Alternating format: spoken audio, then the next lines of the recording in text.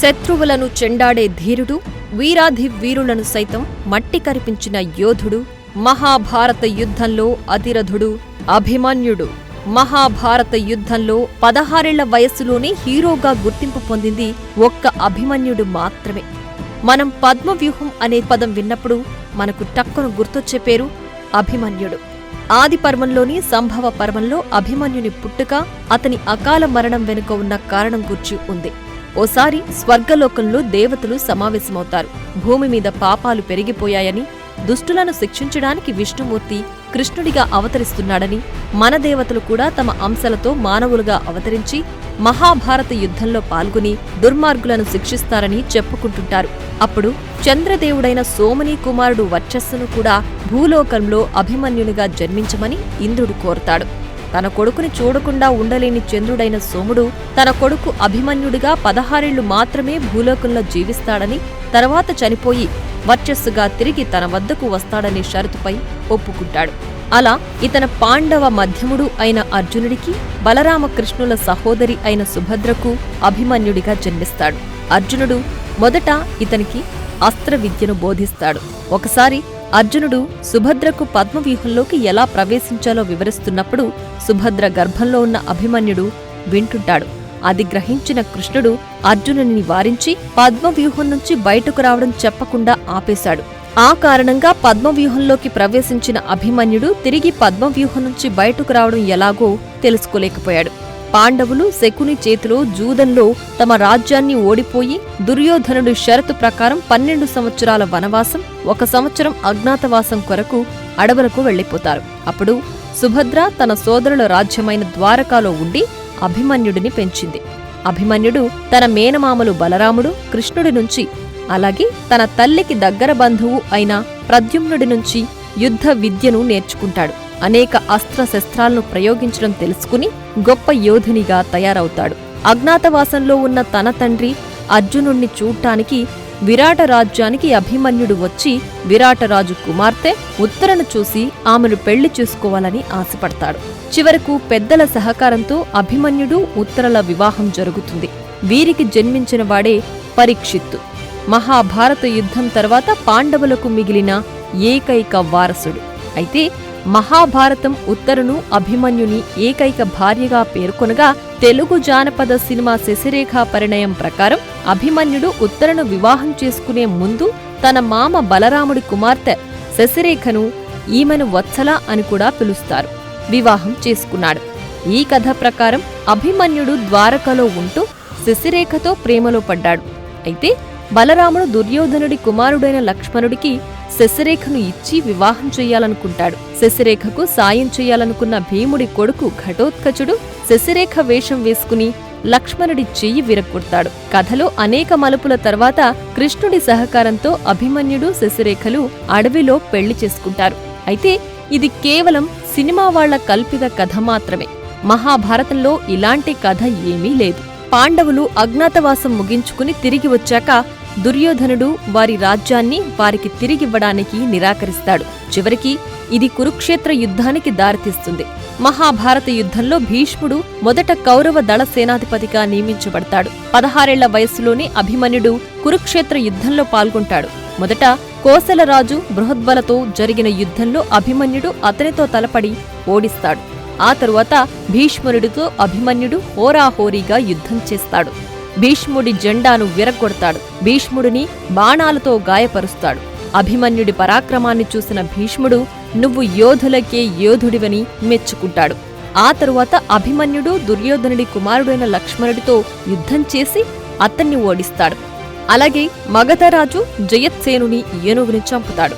అర్జునుడు నిర్మించిన అర్ధచంద్ర వ్యూహం అని పిలువబడే అర్ధ వృత్తాకార ఫలకంలో ఒక స్థానాన నిలబడ్డ అభిమన్యుడు గాంధారులతో క్రూరంగా పోరాడుతాడు. కౌరవ సోదరులు ఇతని ధాటికి తట్టుకోలేక పారిపోతారు. ఆ తరువాత అభిమన్యుడు కర్ణుడి కుమారులైన వికర్ణ, చిత్రసేనులతో తలపడతాడు. కర్ణ కుమారుడు చిత్రసేనుడు కూడా చాలా గొప్ప యోధుడు.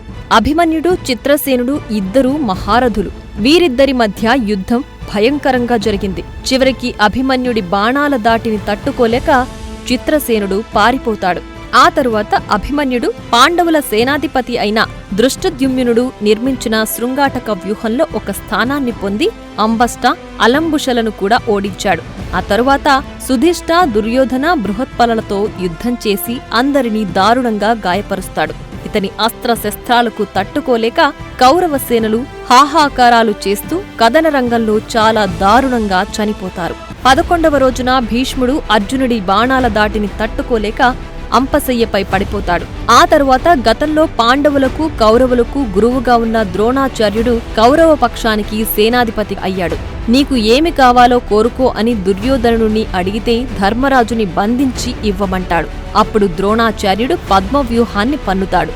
అర్జునుడు పద్మవ్యూహాన్ని ఛేదించగలడు కాబట్టి అర్జునుడి యుద్ధరంగం నుంచి వేరొక చోటికి మళ్లించమని దుర్యోధనుణ్ణి కోరుతాడు. 13వ రోజున అర్జునుడు సంసప్తకుల కోసం దక్షిణ దిక్కుగా వెళతాడు. అప్పుడు ద్రోణాచార్యుని నేతృత్వంలో కౌరవుల సైన్యం పద్మవ్యూహ శ్రేణిని ఏర్పాటు చేసుకుంది.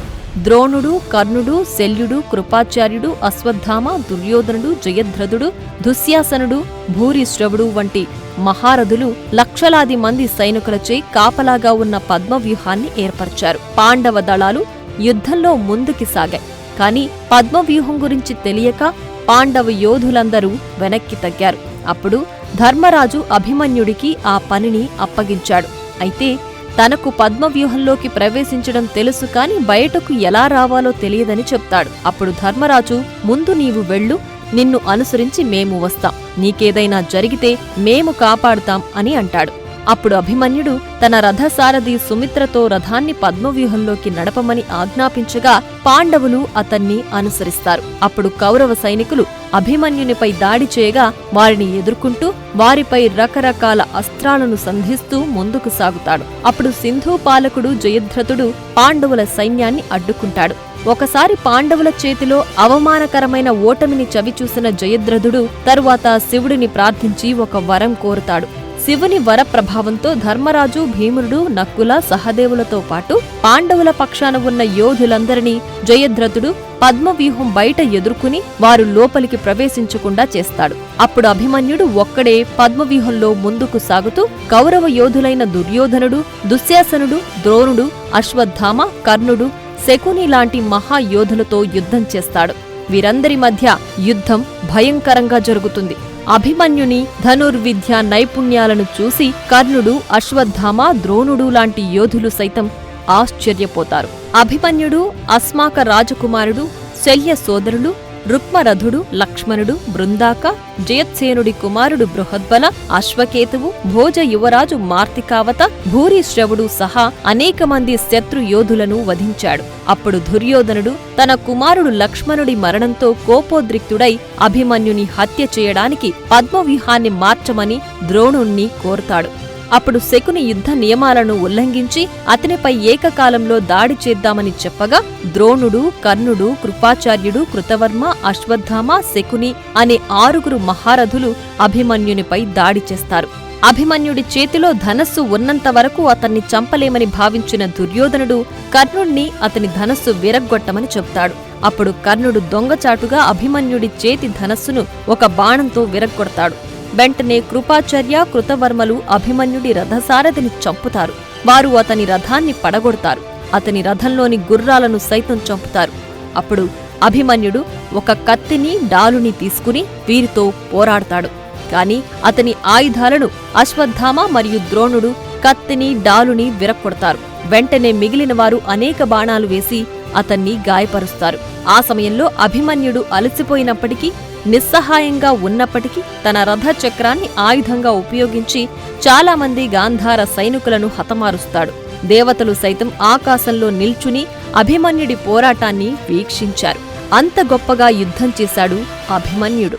చివరకు దుశ్శాసనుడు తన గదతో దొంగచాటుగా అభిమన్యుడి తలపై కొట్టగా తీవ్ర రక్తస్రావమై కింద పడిపోతాడు. అప్పుడు జయద్రథుడు అభిమన్యుడి శరీరాన్ని కాలుతో తన్ని వీడు చచ్చాడు అంటూ వికటాట్టహాసం చేస్తాడు. మొత్తానికి అలా ఒక గొప్ప యోధుడు మహాభారత యుద్ధంలో చనిపోయి చరిత్రలో సువర్ణ అక్షరాలతో లిఖించబడ్డాడు. అయితే కొంతమంది వాదన ప్రకారం అభిమన్యుడు పుట్టేటప్పుడు పేగు మెడలో వేసుకుని పుడతాడని, మేనమామ శ్రీకృష్ణుడి గండంలో జన్మించాడని, అభిమన్యుడు బ్రతికుంటే కృష్ణుడు చనిపోతాడని, కాబట్టే అభిమన్యుడు పద్మవ్యూహంలోకి ప్రవేశించాడని సర్వామయుడైన ఆ శ్రీకృష్ణుడికి తెలిసినా అర్జునుడికి చెప్పకుండా దాచాడని అంటారు. ఏది ఏమైనప్పటికీ ఇది యోధులకి యోధుడైన అభిమన్యుడి చరిత్ర. For more videos like this, subscribe Big TV channel.